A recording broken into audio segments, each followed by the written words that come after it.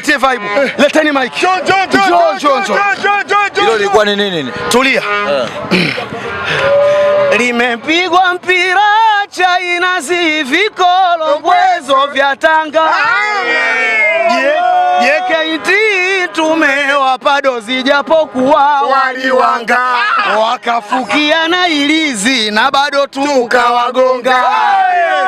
Sasa tupo fainali tunamsubiri mai wetu.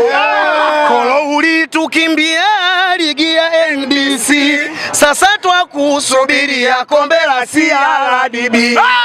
JKT wamesalenda kwa Yanga, wakapigana saluti amri bila kupinga. Wakasema wananchi tumekubali mabingwa. Kuroga wao wameroga na bado tumewagonga.